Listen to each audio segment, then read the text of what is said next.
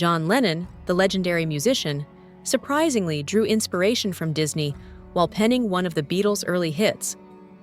Although Lennon's creative process was impacted by many things, including hallucinogenic trips and ads, it becomes even more fascinating when parts of his boyhood make their way into his songs. Lennon had a difficult childhood because his parents separated when he was young, yet he still treasured many memories of his time spent living with his Aunt Mimi.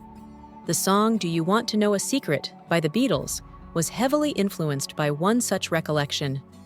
After Lennon and Cynthia, his future wife, found out they were expecting a child in August 1962, they married quickly in a Liverpool register office. The newlyweds were graciously given an apartment for their wedding night by Brian Epstein, the band's manager, and best men were Paul McCartney and George Harrison of the Beatles. Since the newlyweds hadn't thought about where they'd live after the wedding, and the Beatles' busy schedule didn't allow them a honeymoon, they were thankful for this surprise wedding present. It was the first apartment I'd ever had that wasn't shared by 14 other art students, Lennon subsequently said, as reported in Steve Turner's The Beatles, A Hard Day's Work. While staying in Epstein's apartment, Lennon composed the song, Do You Want to Know a Secret? The key was acknowledging his profound love for his new wife, which he had recently come to terms with. His mother would sing him a song that she had learned from the 1937 Walt Disney picture, Snow White and the Seven Dwarfs, which is where the song got its start. While doing her job as a kitchen maid at the royal palace, Snow White breaks into song and sings to a flock of doves, saying, "Want to know a secret?